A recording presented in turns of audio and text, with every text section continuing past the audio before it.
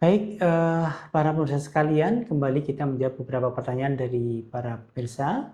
Ada pertanyaan lagi, dokter, saya menderita nyeri pada persendian yang dulu didiagnosis rheumatoid arthritis seronegatif, tetapi kemudian sekarang sering mengalami diare sudah lebih dari 3 bulan ini dan nyeri pada perut. Itu kira-kira kenapa ya, dok? Baik, ibu yang bertanya. Jadi ada satu penyakit yang disebut dengan enteropatic arthritis. Ini masih dalam satu kelompok besar, penyakit namanya spondyloarthritis. Jadi spondyloarthritis itu ada ankylosing spondylitis, ada non-radiographic axial spondyloarthropathy, ada arthritis psoriasis, ada arthritis reaktif, dan ada enteropatic arthritis. Artinya apa? Artinya ada kelainan nyeri pada persendian ataupun radang pada persendian yang disertai dengan radang ataupun autoimun yang menyerang pada usus besar.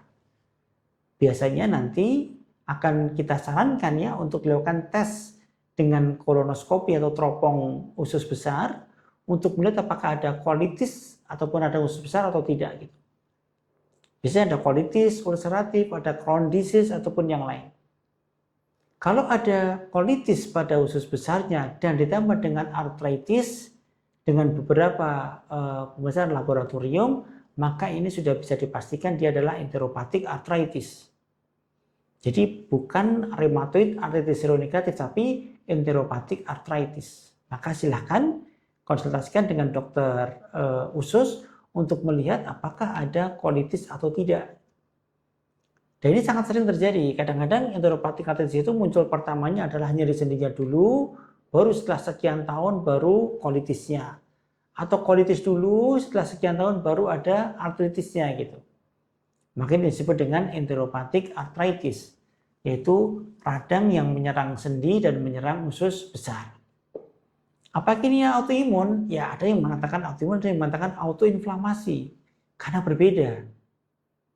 Kalau autoimun yang diserang adalah sel T dan sel B, kalau autoinflamasi yang diserang adalah sel imun yang bersifat innate, sel imun yang awal, yang pertama. Sementara sel T dan sel D adalah sel imun yang adaptif, yang sudah lanjut gitu. Jadi yang diserang masih innate immune system, bukan adaptif gitu. Bagaimana tata laksananya? Tentu kita laksana sesuai dengan guideline yang ada, rekomendasi yang ada. Biasanya kita akan menggunakan obat-obatan DMARD, disease modifying anti-rheumatic drug, seperti sulfasalazin ya, dengan segala turunannya, bisa mesalasin ataupun yang lain ya. Kemudian kalau tidak mempan bisa menggunakan cyclosporin, azathioprine, dan lain sebagainya. Dan kemudian kalau tidak respon, maka kita bisa kepada alternatif pengobatan selanjutnya menggunakan anti-TNF-alpha ataupun biologic agent. Ada banyak anti-TNF-alpha, ada golongan golimumab, infliximab, dan lain sebagainya. Maka disarankan seperti itu. Jadi sekali lagi, kalau ada diare pada pasien dengan autoimun, terutama nyeri pada persendian, maka jangan lupa pikirkan enteropatic arthritis. Silakan datang ke dokter rheumatologi untuk dilakukan pengecekan lebih lanjut.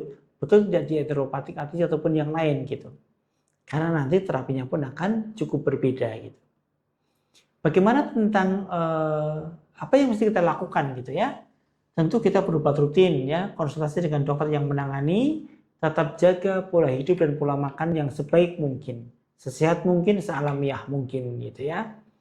Dan jangan lupa tetap konsultasi kepada dokter gastroenterologi karena beliau yang lebih kompeten untuk melihat apakah ada colitis ataupun tidak.